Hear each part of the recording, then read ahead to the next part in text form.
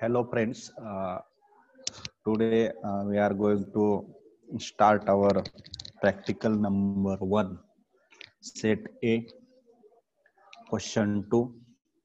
Last time we have discussed about set A, question number 1. Today we have to start with our new practical, new question. For that purpose, first we have to open the Tailnet server there. So to open it, we have to write the IP address in run Tailnet space 192.1.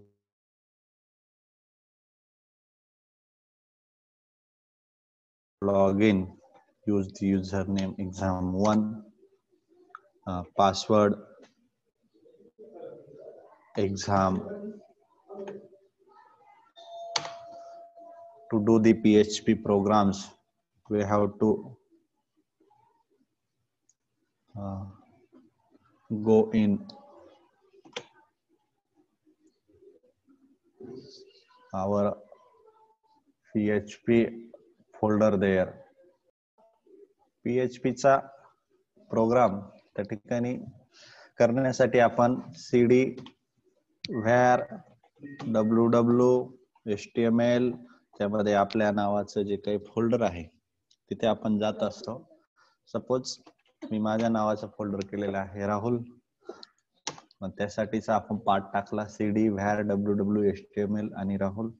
बघा ls नावाची command आहे की ज्याच्यामध्ये आपल्याला आपण जितके practical किंवा जितक्या फाइल्स सेव्ह केलेल्या असतील त्या ठिकाणी दिसतात. बघा आपल्याला असाइनमेंट 1 मध्ये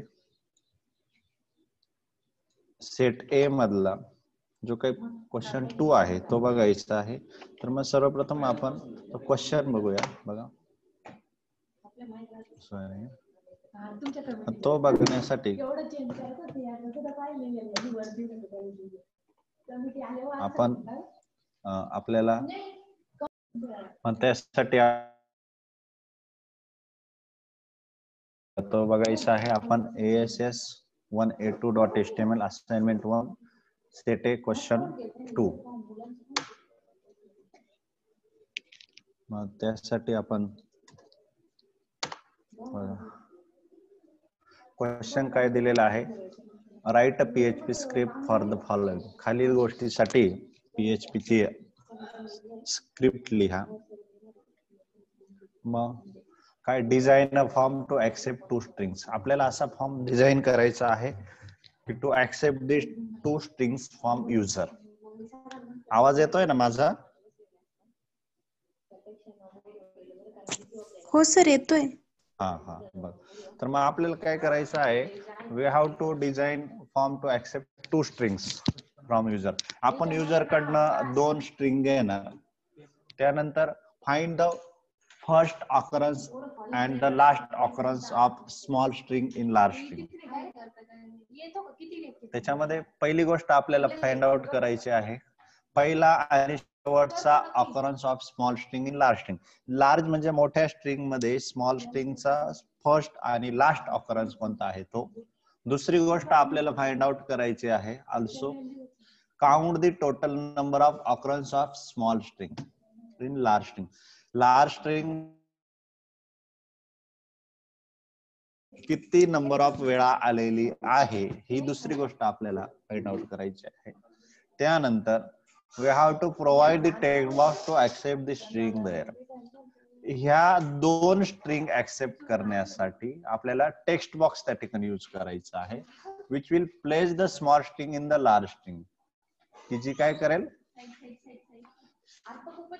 लार्ज स्ट्रिंग मध्ये जी काही स्मॉल स्ट्रिंग आहे ती स्मॉल स्ट्रिंग काय होईल, प्लेस होईल. For that purpose we have to use the built-in functions there. त्यासाठी आपल्याला काय सांगितलेलं आहे त्यांनी, बिल्ट इन फंक्शन्स पण यूज करायचे आहे. बघा मग आता HTML चा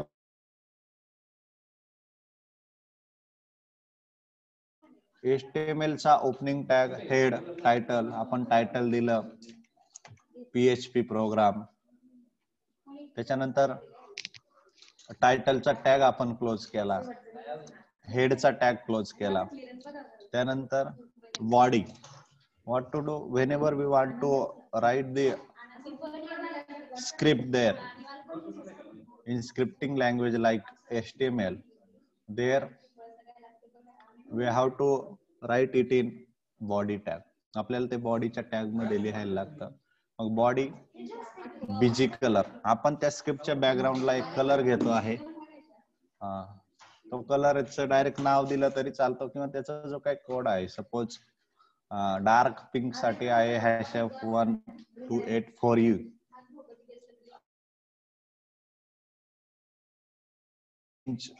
blue, what ever name you like असं घेतलं तरी चालतं.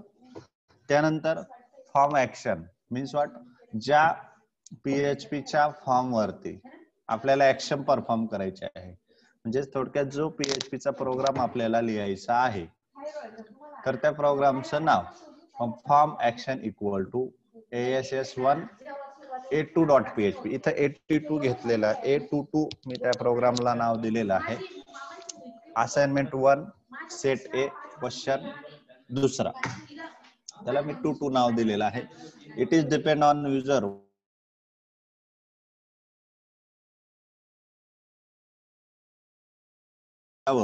हे आपल्या युजर वरती त्या ठिकाणी काय असतं.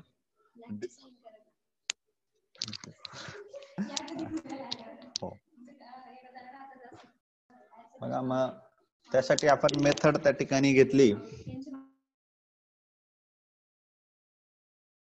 आपण पोस्ट घेतलं, get post, whatever method is to be taken is depend on us, आपल्यावर असतं. बघा जसं आपल्याला फॉर्म मध्ये त्यांनी सांगितलेलं आहे 2 स्ट्रिंग घ्या, enter first string, enter second string. मग त्या स्ट्रिंग घेण्यासाठी input type equal to text, आपल्याला टेक्स्ट बॉक्स घ्यायचे आहेत म्हणून आपण इनपुट टाइप घेतला टेक्स्ट. त्यानंतर नेम दिला आपण त्याला string1 आणि string2, str1 str2 हेच नाव आपण PHPच्या स्क्रिप्ट मध्ये घ्यायचे असतात, तर आणि तरच इकडनं दिलेला इनपुट तिकडे ऍक्सेस होणार आहे. त्याच्यानंतर 2 स्ट्रिंग ऍक्सेप्ट केल्यानंतर आपल्याला अजून तिसरा टेक्स्ट बॉक्स लागणार आहे, की जो कशासाठी, enter the string to replace small string, जे काही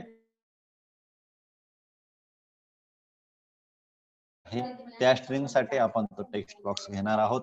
मग त्याचं input type equal to text घेणार, त्याचा नेम इक्वल टू आपण घेतलं str. बघा आता आपल्याला जे विविध ऑपरेशन त्या ठिकाणी 3 सांगितलेलं आहे. एक आपल्याला पहिली गोष्ट फाइंड आउट करायची आहे फर्स्ट आणि लास्ट ऑकरन्स ऑफ स्ट्रिंग, दुसरा आहे टोटल नंबर ऑफ ऑकरन्सेस, आणि तिसरा आहे जी स्ट्रिंग आपल्याला रिप्लेस करायची आहे ती.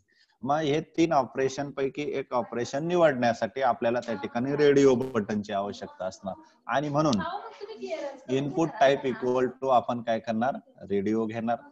बघा नेम इक्वल टू आपण CH घेणार, तिन्ही ठिकाणी आपण नेम सेम ठेवलेला आहे, कारण का आपल्याला त्या एकाच स्ट्रिंग वरती ते ऑपरेशन परफॉर्म करायचं आहे.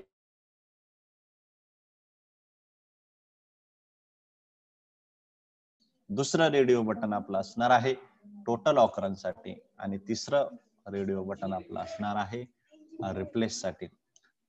त्यानंतर ह्या इनपुट घेतल्यानंतर आपल्याला ते काय करावं लागणार आहे, सबमिट करावं लागणार आहे. म्हणून आपण त्यासाठी एक बटन घेणार, त्याचं टाइप इक्वल टू सबमिट घेणार, त्या बटनला नाव आपण ओके देणार आहोत. सपोज आपल्याला घेतलेलं इनपुट त्या ठिकाणी काही रिसेट करायचं असेल, त्यासाठी आणखीन एक बटन आपण त्या ठिकाणी घेतो आहोत, त्याला नाव दिलं आपण input type equal to reset, आणि व्हॅल्यू दिली म्हणजेच नाव दिलं त्याला कॅन्सल.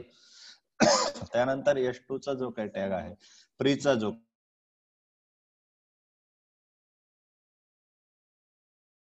टॅग आहे, हे सगळे टॅग 1 बाय 1 आपण त्या ठिकाणी क्लोज केले. याच्यामध्ये काय अडचण HTML च्या स्क्रिप्ट मध्ये नाही सर. ठीक आहे. बघा मग आपण काय करणार, ही जी काही स्क्रिप्ट आहे आपल्याला आता काय करायची आहे, बरोबर आहे की नाही ती बघण्यासाठी आपण ती काय करणार आहोत, रन करून बघणार. मग त्यासाठी आपण काय करणार,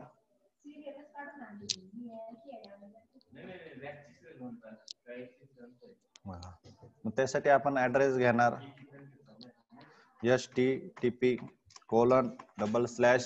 आपल्या सर्व्हरचा ऍड्रेस 192.0.168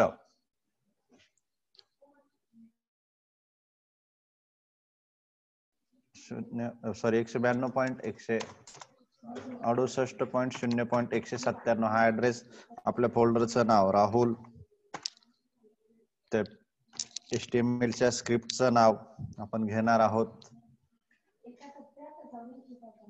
ASS1A2.html. बघा आता इथे काय करणार आहोत बघा, आपण जे जे इनपुट घेतलेले आहेत ते आहेत का आपण अगोदर चेकआउट करू. बघा आपण तिथं दोन सुरुवातीला टेक्स्ट बॉक्स घेतले, त्यातला पहिला होता पहिली स्ट्रिंग घेण्यासाठी, दुसरा होता दुसरी स्ट्रिंग घेण्यासाठी, तिसरा होता जी स्ट्रिंग आपल्याला रिप्लेस करायचं बटन्स त्या ठिकाणी घेतले, ते 3 ऑपरेशन परफॉर्म करण्यासाठी. त्यातलं पहिलं ऑपरेशन होतं फर्स्ट आणि लास्ट ऑकरन्स काउंट करण्यासाठी, त्याच्यानंतर टोटल नंबर ऑफ ऑकरन्सेस त्या स्ट्रिंगचे किती आहे त्यासाठी, आणि तिसरं जे काही होतं ती जी काही स्ट्रिंग आहे ती स्ट्रिंग रिप्लेस करण्यासाठी. मग त्या अनुषंगानं आपण ते इनपुट सबमिट करण्यासाठी एक ओकेचं बटन घेतलं आणि रिसेट करण्यासाठी कॅन्सलचं बटन घेतलं. याचा अर्थ आपली स्क्रिप्ट त्या ठिकाणी बरोबर आली. बघा मग आता ही जी काही स्क्रिप्ट आहे ती झाल्यानंतर HTML ची आता आपण काय करणार आहोत, आता आपल्याला जी काही PHP ची जी काही स्क्रिप्ट आहे ती PHP ची स्क्रिप्ट आपल्याला काय करायची आहे,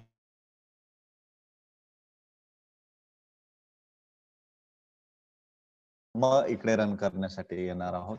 मग त्यासाठी आपण काय करणार, परत एकदा आपण आपला जो काही टेलनेटचा टर्मिनल आहे त्या टर्मिनल वरती जाऊया. तिथं गेल्यानंतर बघा प्रोग्राम लिहिण्यासाठी आपण काय करतो,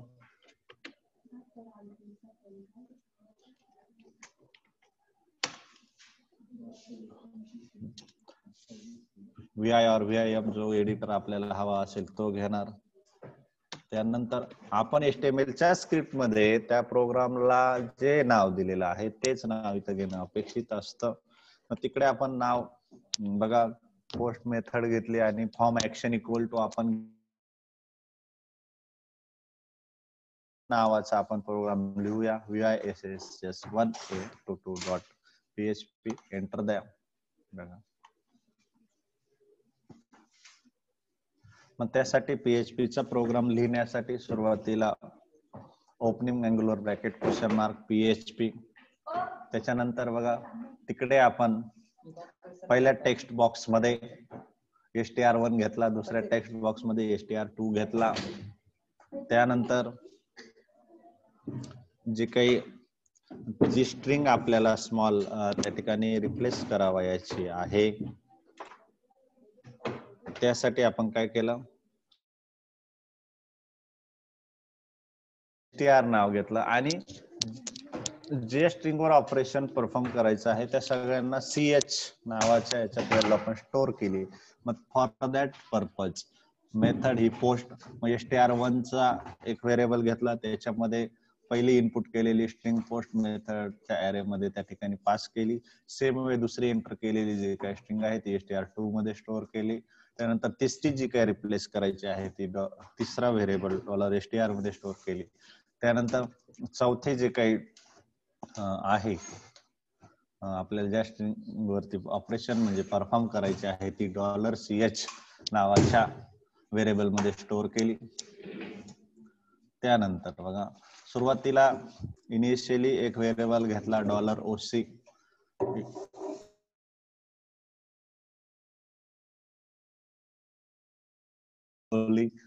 बघा मग सुरुवातीला प्रिंट करून घेतलं जे काही असेल एंटर केलेलं ते. मग काय echo string 1 echo string 2 is for replace. आपल्याला काय करायचं आहे जे रिप्लेस करायची आहे ती स्ट्रिंग, त्यासाठी इको घेतला BR. कशासाठी? नेक्स्ट लाईन साठी आपल्याला स्ट्रिंग 1 रिप्लेस करायची आहे, स्ट्रिंग फॉर रिप्लेस. त्यानंतर मग ती रिप्लेस करत असताना सुरुवातीला we are going to check out the condition there. मग त्यासाठी इफ घेतला बघा, if $str1 is greater than $str2, म्हणजे पहिली एंटर केलेली स्ट्रिंग ही जर दुसऱ्या स्ट्रिंग पेक्षा मोठी असेल मग त्या कंडिशन चेक करत असताना बघा स्विच केस घेतली आपण, ते जे तिथं जे कॅरेक्टर आपण पास करतो आहे ती व्हॅल्यू ती स्ट्रिंगची. मग केस 1 घेतली आपण, फर्स्ट ऑकरन्स आपल्याला फाइंड आउट करायचे. त्यांनी सांगितलेलं आहे की आपण बिल्ट इन फंक्शन त्या ठिकाणी यूज करावेत. मग बघा पहिली केस 1 घेतली आपण, first occurrence is at position. सुरुवातीला स्ट्रिंगचं जे काही पहिलं ऑकरन्स आहे ते फाइंड आउट करण्यासाठी आपण str pause string position find out करण्यासाठीच पहिलं जे काही फंक्शन आहे इनबिल्ट फंक्शन str पॉज वापरलं. त्याच्यामध्ये ज्या स्ट्रिंगची पोझिशन त्या ठिकाणी फाइंड आउट करायची आहे त्यासाठी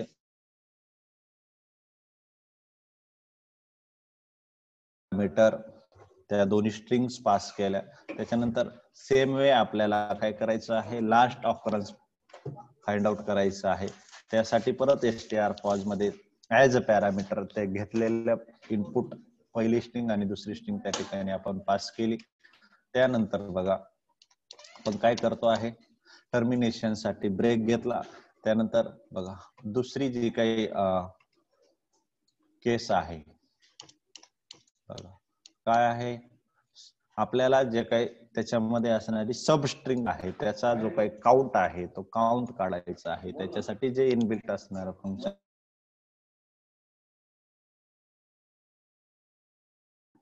त्याच्यामध्ये ऍज अ पॅरामीटर त्या दोन्ही स्ट्रिंग पास केल्या. त्यांची आलेली जी काही व्हॅल्यू आहे ती $OC नावाच्या व्हेरिएबल मध्ये स्टोअर केली. त्यानंतर आपण कंडिशन चेक केली, if $OC equal to 0 equal to 0 means what, त्या ठिकाणी काहीही नसेल तर आपण काय करणार, आपण स्ट्रिंग str2 म्हणजे काय, दुसरी string not present in string 1, याचाच अर्थ काय, सेकंड एंटर केलेली स्ट्रिंग ही पहिल्या स्ट्रिंग मध्ये त्या ठिकाणी प्रेझेंट नाही हे आपण त्या ठिकाणी प्रिंट केलं. आणि 0 नसेल म्हणजेच काय, काहीतरी प्रेझेंट असेल, एल्स. मग एल्स पार्ट मध्ये आपण प्रिंट करतो आहे सब string str2 present OC times in string 1. $OC times $OC बघा सुरुवातीलाच आपण त्या सबस्ट्रिंगचा जो काही काउंट $OC मध्ये घेतलेला आहे तो काउंट त्या ठिकाणी येणार आहे. तेवढ्या वेळेस ती दुसरी नंबरची स्ट्रिंग ही पहिल्या स्ट्रिंग मध्ये प्रेझेंट आहे असं आपण त्या ठिकाणी प्रिंट करूया. त्याच्यानंतर टर्मिनेशन साठी आपण काय करणार, ब्रेक घेणार. त्याच्यानंतर आपल्याला तिसरी जी काही केस आहे ती आउट करायची आहे की ती जी काही स्ट्रिंग आहे ती replace small string which will replace in the large string. Large string मध्ये रिप्लेस झालेली जी काही स्मॉल स्ट्रिंग आहे त्यासाठी बघा. मग त्यासाठी आपण काय केलं,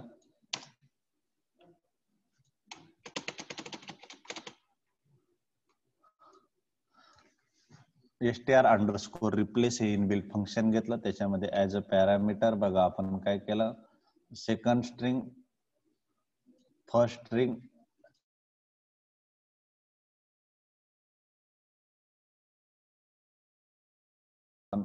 प्रिंट केलं काय, आफ्टर रिप्लेसिंग दी स्ट्रिंग रिप्लेस केल्यानंतर ती जी काही व्हॅल्यू आहे $str या आणखी चौथा जो काही व्हेरिएबल आहे, नेम जरी थर्ड असलं तरी it is fourth one. Why it is fourth one, कारण str1 str2 and str, these three number of variables already we have taken, so this str3 is now the fourth number variable there.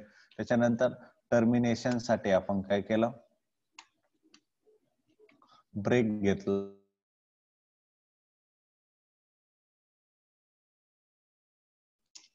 जर string 1 ही कशी असेल, greater than string 2 असेल, त्यासाठी हे सगळे function घेतले. But else म्हणजे काय, जर स्ट्रिंग 1 ही स्ट्रिंग 2 पेक्षा ग्रेटर नसेल, म्हणजेच काय असेल, स्मॉल असेल, तर त्यासाठी परत आपल्याला हे सगळे ऑपरेशन काय करावं लागणार आहे, परफॉर्म करावं लागणार आहे. त्याचं कारण असं आहे, युजर त्या ठिकाणी इनपुट देत असताना it is depend on user, first string large और सेकंड स्ट्रिंग इज लार्ज. कोणती स्ट्रिंग लार्ज असणार आहे हे सगळं कशावरती डिपेंड असणार आहे, युजर वरती असणार आहे. म्हणून आपण एल्स पार्ट घेणार. सेम वे वरती जसं ज्या पद्धतीने आपण चेकआउट केलं, ज्या पद्धतीने जे फंक्शन वापरले त्याच पद्धतीने बघा, केस वन मध्ये पहिल्यांदा आपल्याला फाइंड आउट करायचं आहे फंक्शन, त्याच्यामध्ये ऍज अ पॅरामीटर आपण त्या एंटर केलेल्या दोनही स्ट्रिंग घेतल्या. अशा पद्धतीनं पहिली स्ट्रिंग झाली. त्यानंतर पहिली केस झाली. दुसऱ्या केसमध्ये आपल्याला फाइंड आउट करायचं आहे टोटल ऑकरन्सेस. मग तो काउंट घेण्यासाठी सब str_ काउंट वरती घेतलं आहे, त्याच पद्धतीने आपण काय करणार, ते दुसरं फंक्शन त्या ठिकाणी घेतो आहोत. त्यानंतर बघा, तिसरी केस आपण जी आपल्याला फाइंड आउट करायची आहे ती आहे की जी स्ट्रिंग रिप्लेस झाल्यानंतर आफ्टर रिप्लेसिंग स्ट्रिंग कोणती आहे. अशा पद्धतीनं आपण घेणार,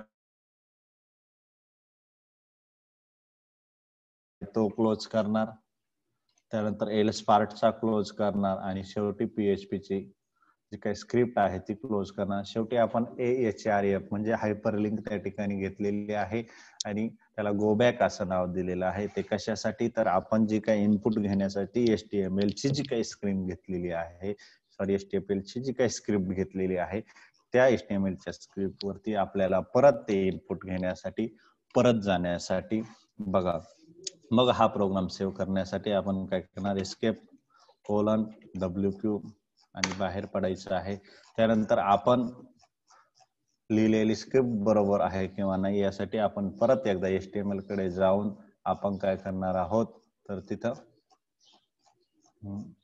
ते इनपुट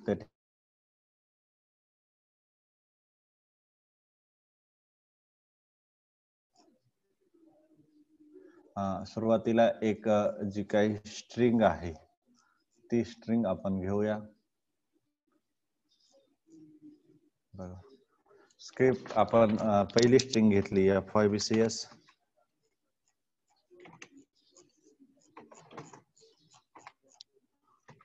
FYBCS प्रोग्राम अशी पहिली स्ट्रिंग त्या ठिकाणी घेतली. सेकंड स्ट्रिंग आपण घेतली फक्त FYBCS. त्यानंतर आपल्याला जी स्मॉल स्ट्रिंग रिप्लेस करायची आहे ती घेतली आपण TYBCS.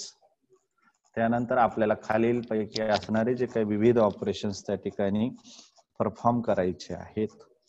बघा, मग आपण सुरुवातीला बघूया रिप्लेस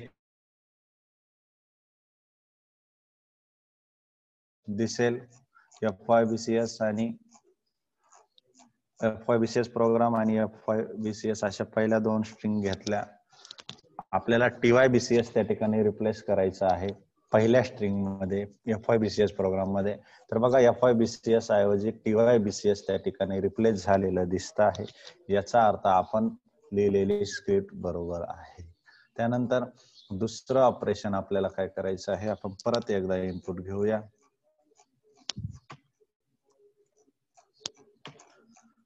फर्स्ट आणि लास्ट ऑकरन्स त्या ठिकाणी आपल्याला बघायचे आहे. बघा, तर first occurrence is at position 0 आणि last occurrence is also position 0 पोझिशनला आहे. त्याने ते त्या ठिकाणी काय केलं,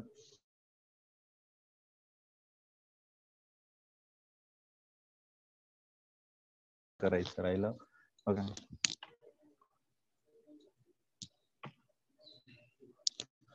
त्यासाठी आपण काय करणार, टोटल ऑकरन्स वर क्लिक करणार, ओके वर क्लिक करणार. बघा, मग सब string FYBCS present one time in string FYBCS बघा, सेकंड जी FYBCS नावाची स्ट्रिंग